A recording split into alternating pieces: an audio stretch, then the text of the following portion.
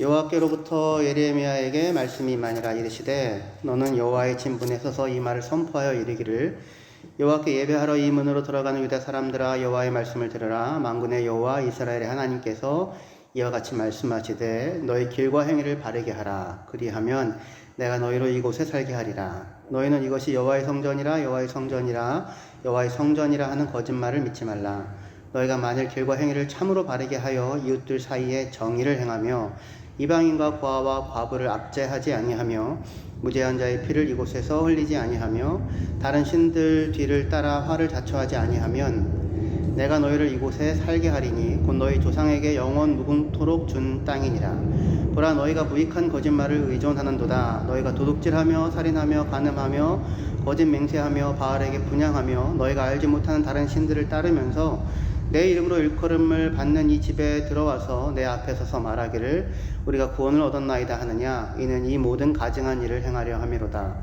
내 이름으로 일컬음을 받는 이 집이 너희 눈에는 도둑의 소굴로 보이느냐. 보라, 나 곧 내가 그것을 보았느니라. 여호와의 말씀이니라. 아멘. 자리에 앉아주십시오. 예레미야 7장 1절에서 11절까지의 본문으로 인지 부조화의 이유, 거래가 아닌 예배라고 하는 제목을 가지고 함께 말씀 나누도록 하겠습니다.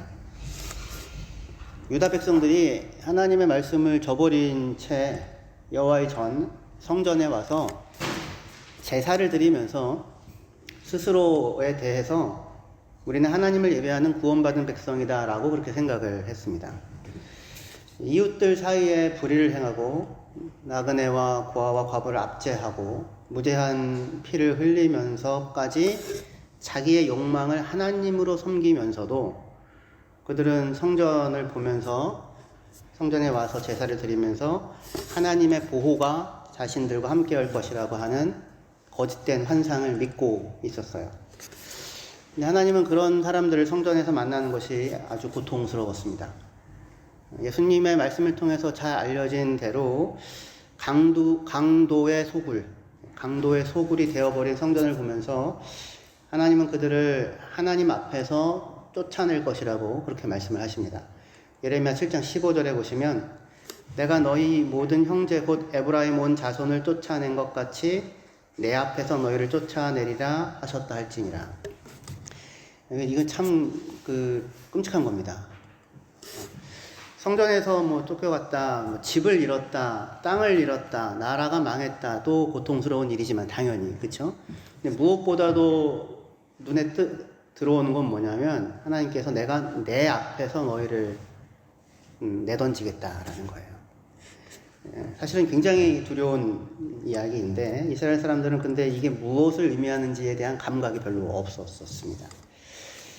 예레미야 7장 말씀인데요. 저희가 지난주에도 예레미야 말씀 나눴고 오늘도 예레미야 말씀 나누는데 예레미야는 요시야 왕이라고 하는 그 왕이 한 40년 정도 통치하거든요. 그 요시야 왕 13년에 선지자로 부름을 받아서 40년 동안 예루살렘이 무너지기까지 선지자로 활동을 하며 하나님의 말씀을 전했던 사람이었어요. 요시야 왕이 한 40년 정도 39년 정도 다스리는데 요시야 왕 이후에 아들들이 있거든요. 요시야의 아들들이 왕이 돼요. 근데 이 사람들이 한 20년 정도 안 되는, 그 정도, 20년, 22년 사이에 결국엔 나라가 망하게 됩니다. 근데 요시야 왕은 유다의 마지막 불꽃 같은, 희망의 불꽃 같은 그런 왕이었었어요. 요시야 왕 자체는. 8살의 왕이 돼서요. 한 20살 때부터 개혁을 시작합니다. 그리고는 26살에 요시야 왕 성전을 수리하면서 아마도 신명기 말씀으로 보이는 하나님의 말씀을 발견을 하게 돼요. 그래서 그 말씀에 근거해서 본격적으로 더 온전하게 개혁을 진행하게 됩니다. 모든 우상의 단을 다 헐어버리고요. 혼합적인 그동안 하나님과 우상을 같이 섬겼던 이런 혼합적인 요소들을 없애버리고요. 사마리아나 이런 지역, 이스라엘 지역이 가나안 지역에 발견된 그림들 가운데 야훼와 그의 아세라라는 표현이 나오는 문구가 있어요. 그러니까 야훼와 그의 부인 이런 느낌으로 그런 표현을 써서 사용하기까지 할 정도로 물론 이거는 여러 해석이 있긴 하지만 그런 게 발견될 정도로 혼합 종교의 양상이 있었단 말입니다. 근데 그런 것에서 우상의 단을 다 헐고 혼합 종교적인 요소들을 제거하고 그리고 말씀대로 유월절을 철저하게 지키는 등 이전에 잘못된 관행들을 다 혁파하고 하나님의 말씀대로 하나님을 섬기는 나라가 되도록 유다를 세우는데 요시야 왕이 온 힘을 다 했었어요. 한 20년 정도 그렇게 본격적으로 개혁을 했는데 그런데 그가 609년 정도에 죽습니다. 죽은 다음 곧바로 유다 백성들은 다시 이전의 관행으로 순식간에 돌아가 버려요. 그냥. 그리고 한 20여 년 사이에 나라가 결국 망하는 일을 맞게 됩니다. 포로로 사로잡히고 온 땅으로 흩어지는 일인 겁니다. 위기는 이제 나라가 망하게 될 때는 여러 위기의 조짐들이 사실은 있잖아요. 여기저기에. 이미 여러 조짐들을 나타내 보였지만 어리석은 유다 백성들은 어제 같은 내일이 지속될 것이라고 하는 막연한 기대를 가지고 그냥 살고 있었어요. 하지만 하나님은 유다 백성들의 기대와 달리 자기 백성들을 온 땅에 흩어버릴 결심을 하십니다. 근데 그러면서도 그렇게 결심을 하셨으면서도 하나님은 여전히 예레미야 선지자를 보내어서 또 말씀을 하십니다. 돌이켜 내게 나오라고. 그러면 너희가 이 땅에서 계속해서 살 수 있을 것이라고. 그게 예레미야 7장 2절 말씀입니다. 너는 여호와의 진문에 서서 이 말을 선포하여 이르기를 여호와께 예배하러 이 문으로 들어가는 유다 사람들아 여호와의 말씀을 들으라. 만군의 여호와 이스라엘의 하나님께서 이와 같이 말씀하시되 너희 길과 행위를 바르게 하라. 그리하면 내가 너희로 이곳에 살게 하리라. 이렇게 해요. 성전 문 앞에 서서 하나님을 예배하는 자들에게 외치는 거예요. 당신들의 길과 행위를 바르게 하십시오. 이제 안내 서시면 주보 같은 거 나눠 드리는 분이 얘기하는 거예요. 당신의 길과 행위를 바르게 하십시오. 당신의 길과 행위를 바르게 하십시오. 이웃들 사이에 선을 행하십시오. 이렇게 얘기를 한다면 굉장히 곤란하겠죠. 뭐야? 이럴 수도 있는데 예레미야는 말하자면 성문 앞에 서서 지금 그렇게 외치라고 하는 하나님의 말씀에 순종해야 했습니다. 그렇게 하면 하나님 약속이 뭐냐면 너희가 이곳에서 계속해서 영원 무궁토록 약속대로 살게 될 것이라고 얘기를 하시는 거예요. 하나님의 요구는 뭡니까? 너희의 길과 행위를 바르게 하라. 길과 행위를 바르게 하라. 이 바르게 한다고 번역한 말이 좋게 만들라라는 말이에요.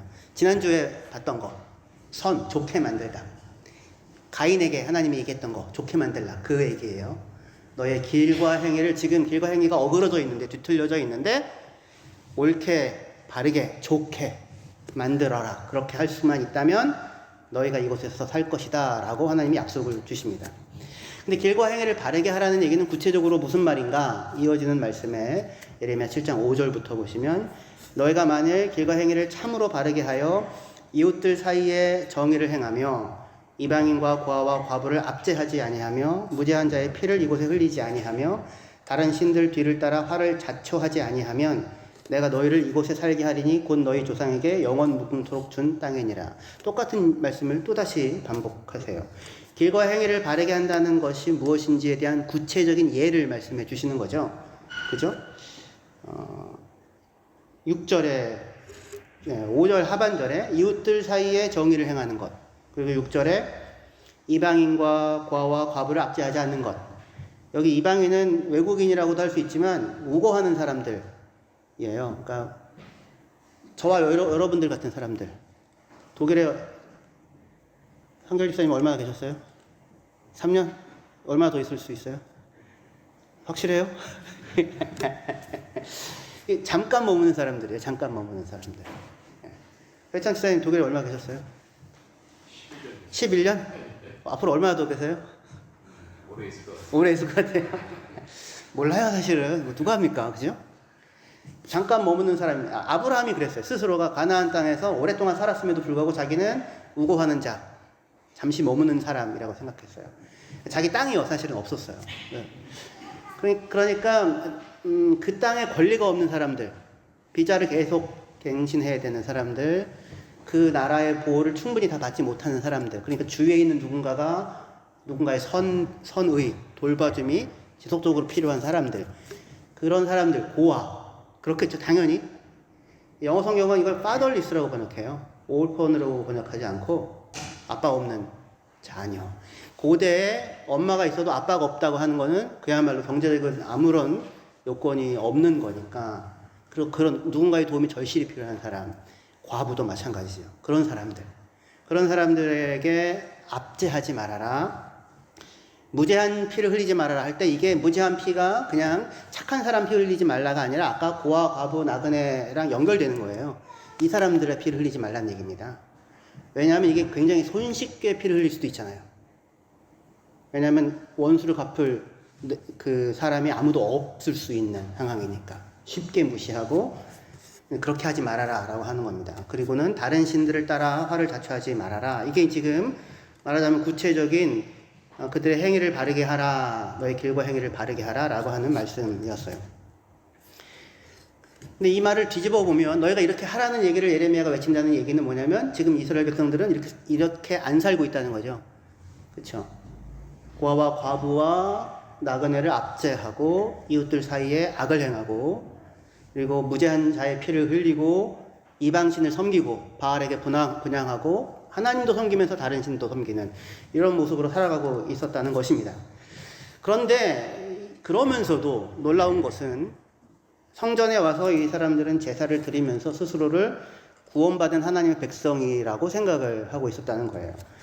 예레미야 7장 9절에 보시면 너희가 도둑질하며 살인하며 간음하며 거짓 맹세하며 바알에게 분향하며 너희가 알지 못하는 다른 신들을 따르면서 내 이름으로 일컬음을 받는 이 집에 들어와서 내 앞에 서서 말하기를 우리가 구원을 얻었나이다 하느냐 이는 이 모든 가증한 일을 행하려 함이라.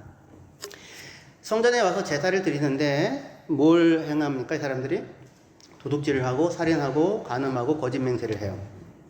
도둑질, 살인, 간음, 거짓 맹세는 십계명에 나오는 대표적인 하지 말라고 금하는 겁니다. 십계명 말씀이에요, 그냥. 근데 가장 먼저 순서와 달리 도둑질이 먼저 나와 있어요. 그러니까 지금 이스라엘 백성에게, 유다 백성에게 제일 심각한 문제는 도둑질이에요. 정당하지 않게 무언가를 취하는 것. 강도의 소굴이라고 표현되는 거예요. 도둑질, 살인, 간음, 거짓 맹세. 다시 얘기해서 십계명 가운데 이웃 사랑을 명하는 계명을 하나도 지키지 않고 있는 겁니다. 그뿐 아닙니다. 이어서 나오는 말씀이 바알에게 분향하고 다른 신들을 따르고 있다고 얘기해요. 무슨 얘기예요? 십계명의 앞에 부분. 하나님 사랑을 명하는 계명을 어기고 있는 겁니다. 일부러 이 구체적인 계명을 쓰고 있어요. 너희가 십계명을 하나도 지키지 않고 있다. 처음부터 마지막까지 하나도 제대로 지키지 않고 있다. 이게 무슨 얘기입니까? 다만 도덕적으로 잘못 살고 있다라는 뜻이 아니라 언약 백성으로 어울리게 행동하지 않고 있다. 그런 얘기예요. 왜냐하면 십계명이 언약 조항이니까. 언약의 가장 기본적인 조항이니까. 그러니까 지금 이 사람들은 스스로 언약 규정인 십계명을 하나도 지키지 않으면서 자기 스스로는 언약 백성이라고 생각하고 스스로를 언약 백성이라고 부르는데 아무런 불편함을 느끼지 않고 있어요. 이런 걸 인지 부조화라고 부릅니다. 코그니티브 디소넌스 이렇게 얘기를 해요. 10절 하반절에 우리가 구원을 받았나이다 라고 얘기하잖아요. 이 얘기는 뭐냐면 죽어도 천국 간다는 그런 뜻이 아니고요. 그 구원 받는다고 얘기하면 우리는 죽어서 천국 가는 것부터 떠올리잖아요. 그거는 조금 놓으십시다. 그거 말고 구원은 뭐라고 했어요? 구원 받았다? 하나님의 자녀 되었다, 하나님 백성 되었다, 하나님 나라에 속하게 되었다, 하나님과 화목되었다. 이게 훨씬 큰 본질적인 구원이라고 얘기했죠. 구원에 따라합시다. 구원은 하나님과의 화목이다.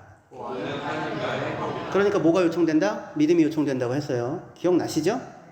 예, 이렇게 얘기하니까 기억나시죠? 여기 우리가 구원을 받았나이다 라는 얘기는 무슨 얘기냐면 나 죽어도 천국 갈 거예요 그런 얘기가 아니고요. 우리는 언약 백성이다 그런 얘기예요. 우리는 하나님의 언약 백성입니다. 그런 표현입니다. 근데 이 얘기를 왜 해요? 제사를 드리면서 우리는 하나님의 언약 백성입니다. 그러니까 뭘 달라는 거예요? 언약에 약속된 복을 주시옵소서 이거예요. 그 얘기입니다. 들어가도 복을 받고 나가도 복을 받고 뒤집어져도 복을 받고 엎어졌는데 금덩이가 발견되고 뭐 이런 복을 달라 이제 말하자면 그런 얘기를 하고 있는 겁니다.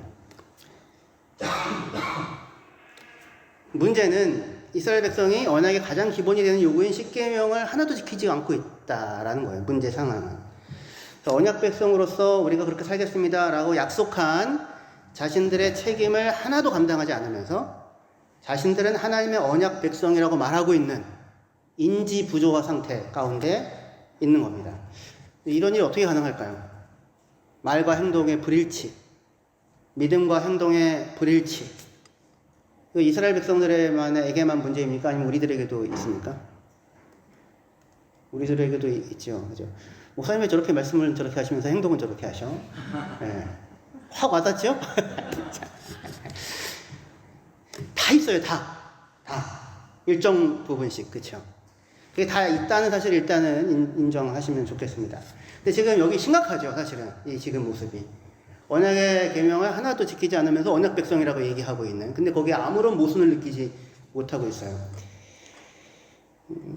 모순된 상황인데. 그래서 위키페디아라고 아시죠?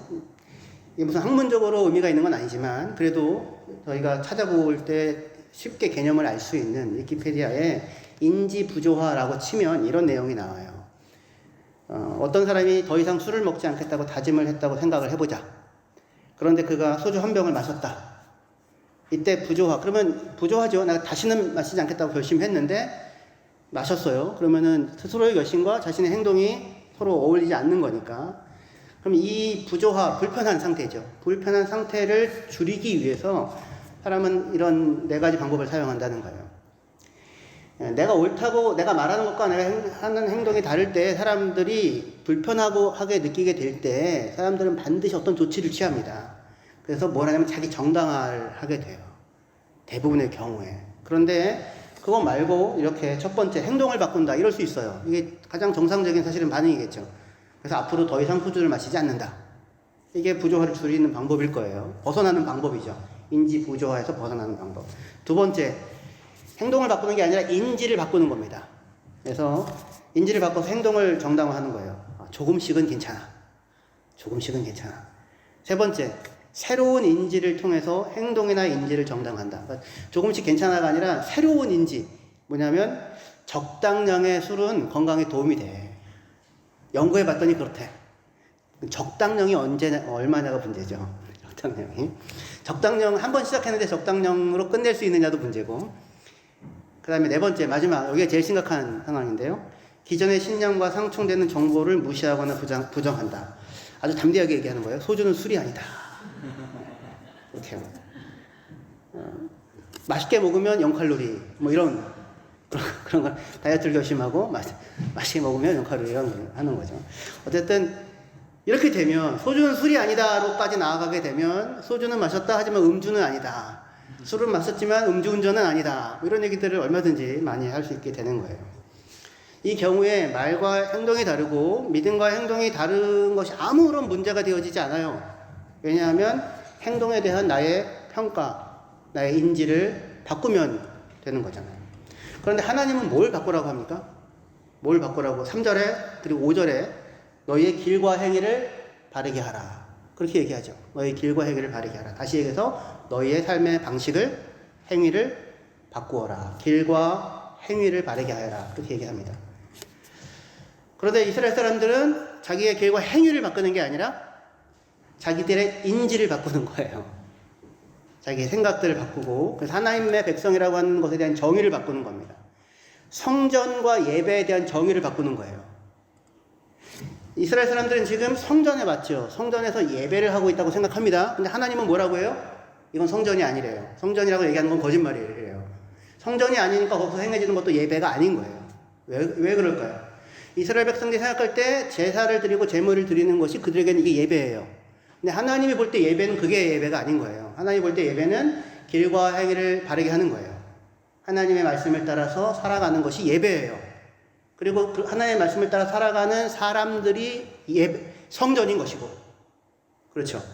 그러니까 거기는 지금 성전이, 하나님 입장에서 보면 성전이 아닌데 이스라엘 백성들은 성전이라고 생각을 하고 그 예배라고 생각을 하고 있는 겁니다.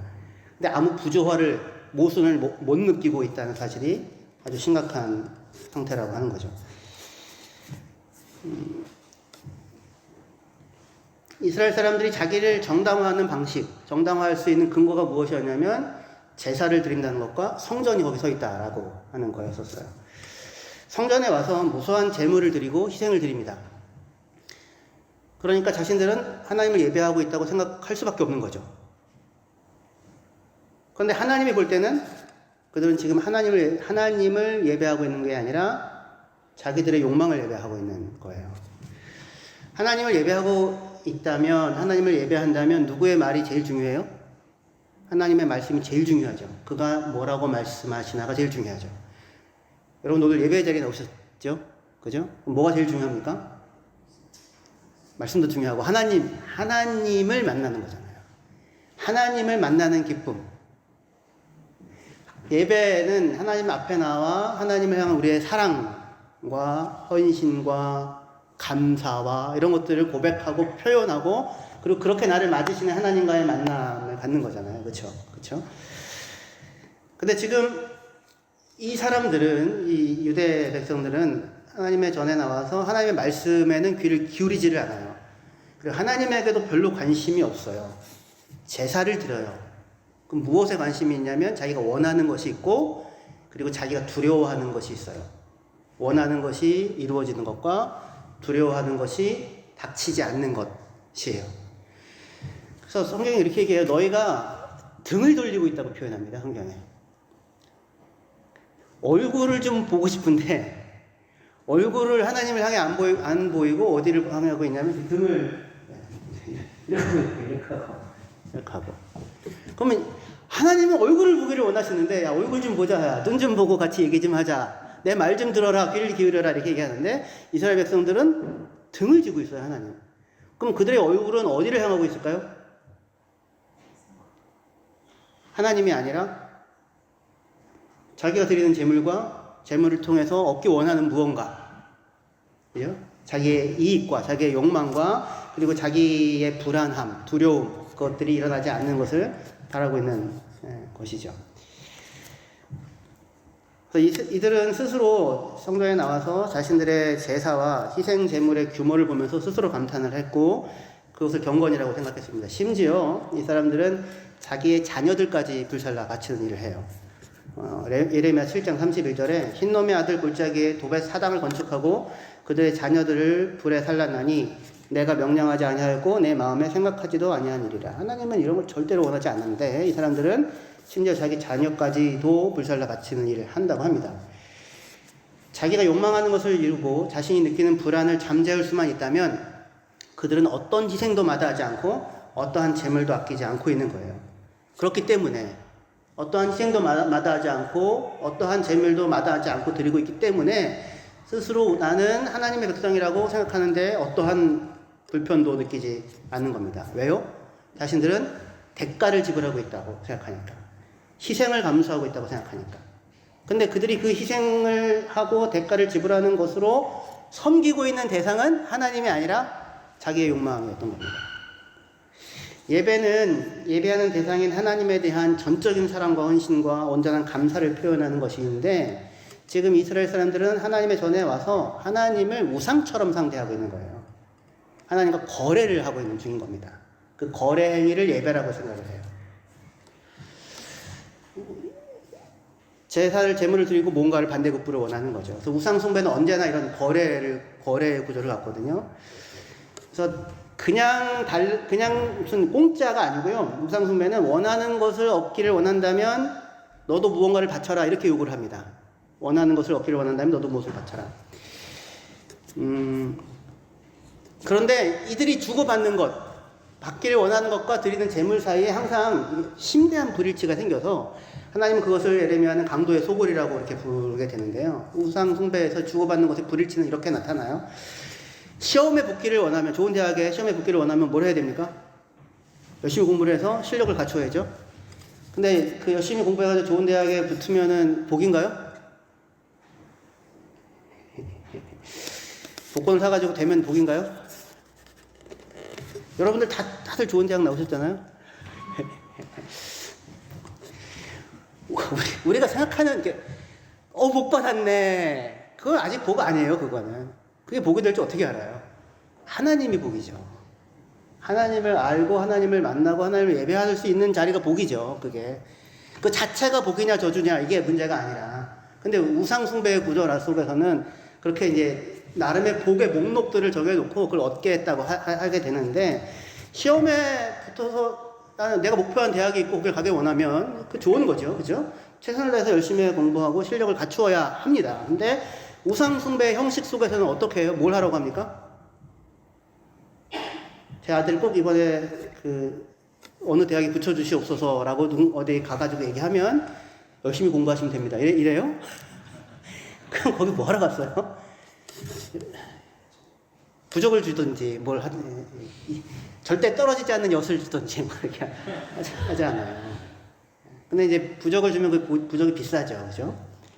그러니까 그것을 얻기 위해 복채를 많이 내고 또는 절을 많이 하고 108배를 108번씩 108일에 걸쳐서 하여튼 정성을 보이라고 합니다. 그것으로 내 자식이 시험에 붙어서 좋은 대학에 갈 수 있다고 생각을 하게 되는데 말이 안 되잖아요. 사실은 인풋과 아웃풋이 완전 다른 일치하지 않으니까 말이 안 되는데도 불구하고, 그런데 이런 속임수가 가능한 이유는 그냥 달라는 게 아니라 나름의 대가를 지불하기 때문이에요. 나름의 대가를 지불하잖아요. 돈을 엄청나게 내든지 세게 엄청나게 큰 구슬 하든지, 그죠? 희생을 감수하든지 절제하든지 밥을 굶든지 액땜하기 위해서 선행을 많이 하든지 자선을 하든지 뭐든지 간에 뭔가 엄청난 대가를 지불했기 때문에 반대급부로 무언가를 얻어도 된다고 하는 이런 생각을 하게 되는 거죠. 그래서 성전에 와서, 근데 이 유대인들이 성전에 와서 제물을 드리고 제사를 드려요. 언약의 복을 달라고, 들어가도 복을 받고 나가도 복을 받는 그 복을 달라고 빌고 있는 겁니다.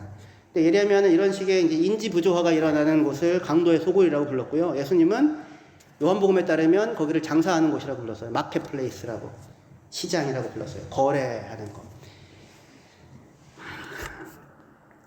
이 거래가 시장이라는 말로만 쓸 수 있으면 그래도 뭐 그럴 수 있는데, 이게 이제 다른 곳에서는 사창가를 나타내는 표현으로 쓰기도 해요.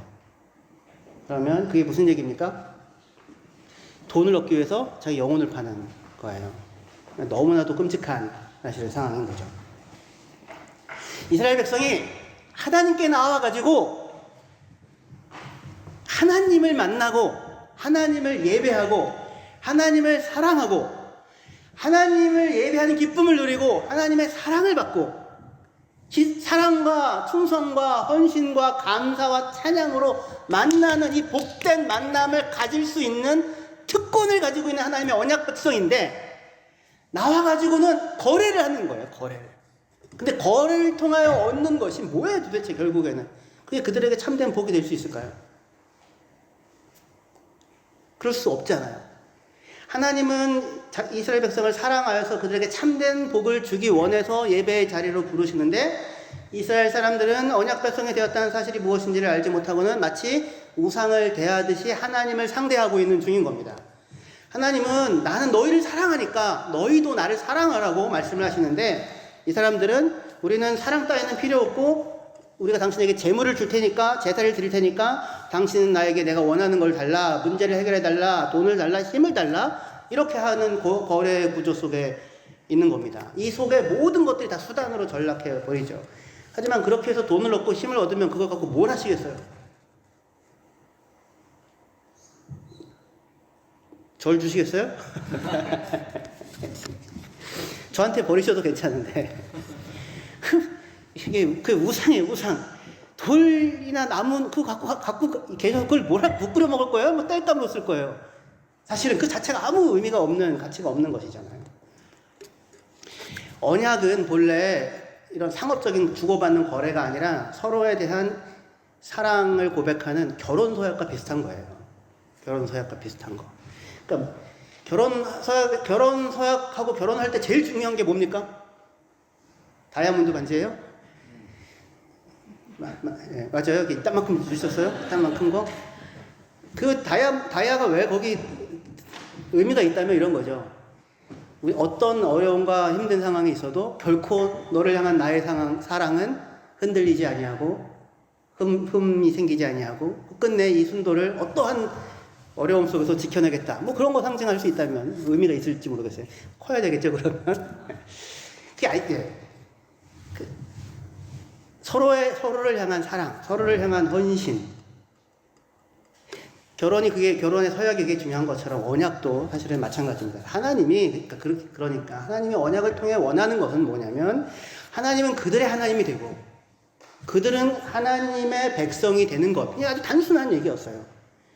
그래서 예레미야 7장 23절에 보시면, 오직 내가 이것을 그들에게 명령하여 이르기를, 너희는 내 목소리를 들으라. 그리하면 나는 너희 하나님이 되겠고, 너희는 내 백성이 되리라. 너희는 내가 명령한 모든 길로 걸어가라. 그리하면 복을 받으리라. 그렇게 얘기를 합니다. 난 너희 하나님, 너희는 내 백성. 너희는 내가 명령한 길로 걸어가라. 그러면 복 받을 거야. 이게 뭐예요? 복 이딴만큼 받으려면 명령한 길을 걸어가. 그러면 너희가 복 이만큼 줄게. 그 얘기가 그럼 거래죠. 그죠? 이번에 1등 하면 아이패드 줄게. 그런 네. 소용이 없죠, 그게.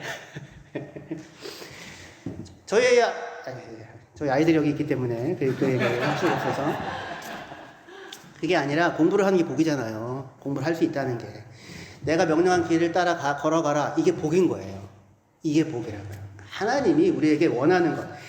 너희는 왜 내게 재물을 가지고 오지 않느냐라고 묻는 게 아니라, 너희는 왜 내 목소리를 듣지 않니?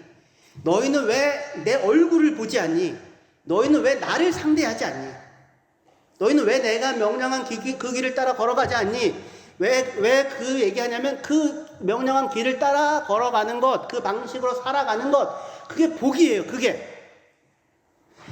하나님의 명령한 방식대로 살아가는 그 방식이 무엇이었습니까? 아까 우리가 읽었던 대로 이웃 가운데 선을 행하고, 고아와 과부와 나그네를 압제하지 않고 선대하고, 그들을 사랑하고, 그들에게 필요한 것들을 주고, 그게 하나님이 걸어 다니시는 길인 거죠. 하나님은 그 길을 따라서 걸어 다니세요. 하나님이 살아가는 방식대로 자기 백성도 살아가는 복을 누리기를 원하세요. 그게 최고의 복이에요. 저 민기가 저한테 그런 얘기해요. 저한테는 얘기 안 했고 저희 아내한테 얘기했는데, 엄마 난 커서 아빠처럼 되고 싶어. 잘생기고 싶어. 뭐 이런 얘기 같은데, 난 커서 아빠처럼 되고 싶어. 근데 멋있어 보인다는 거죠. 그게 뭔지 모르겠어요. 그게 뭔지 모르겠지만, 하나님이 너희 내가 걸어다니는 길을 따라 다녀라. 나처럼 살아가라예요. 근데 나처럼 살아가라의 핵심이 뭐예요? 너희는 나그네와 우고하는 자와 고아와 과부와, 아무도 이 사회에서 그 사람들을 중요하게 생각하지 않고 돌볼 생각이 없는 사람들, 쉽게 무시되고 압제해도 아무 상관이 없는, 느껴지지도 않는 사람들에 대해 하나님은 어떻게 하신다? 하나님은 그들을 귀하게 여기시고 그들을 사랑하신다고요. 그게 하나님이 우리들에게 행하신 일이었죠. 하나님은 언제나 이런 방식으로 살아가시죠. 우리들이 누구예요? 인지 부조화 상태 가운데 있으면서 살고 있는 것들이 너무나도 많은 사람들이잖아요. 사실은 죄인들이잖아요. 여전히 연약하고 불안하고 두렵고, 하나님을 사랑하고 헌신하는 형태의 삶이 아니라 여전히 그 속에서 하나님을 이용하기도 하는, 자기의 욕망을 따라 섬기기도 하는 이런 사람들이잖아요. 그런데 하나님이 그런 우리를 여전히 부르시는 겁니다. 내 말을 들으라고, 내 얼굴을 보라고. 그러면 너희가 그렇게 살 수만 있다면 너희가 이 땅에서 영원하게 살 것이라고, 나와 함께 참된 복을 누릴 것이라고 그렇게 이야기를 하시는 거죠.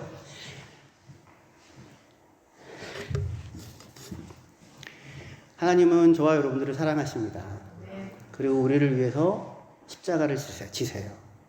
우리를 위하여 모욕과 침뱉음과 멸시를 기꺼이 감당하세요. 고아와 과부와 나그네와 우고하는 자들과 같은 사람들인 우리들에게 하나님은 언제나 그렇게 행동하시거든요. 그게 하나님의 삶의 방식이거든요. 하나님은 사람을 이용하지 않거든요. 하나님은 사람을 거래의 대상으로 생각하지 않거든요.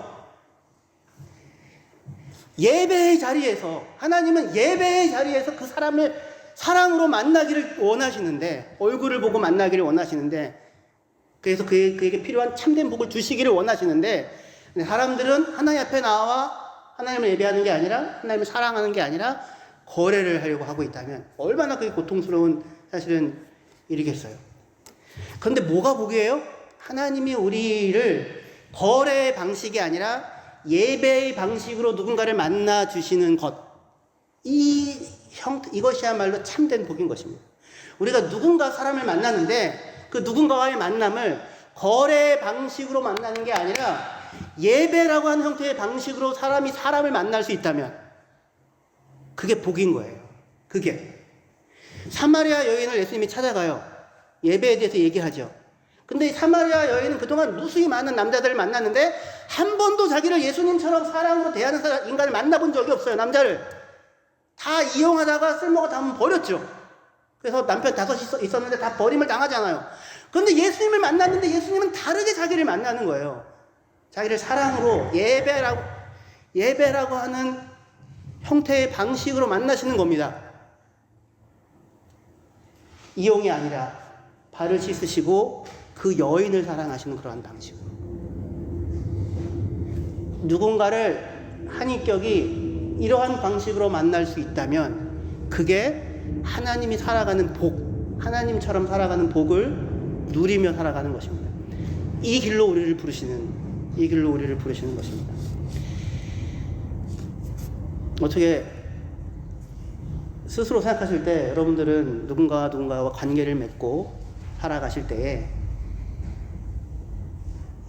거래의 방식으로 이익이 되어지느냐 그렇지 않느냐의 방식으로 누군가를 만나시나요? 아니면 예배의 방식으로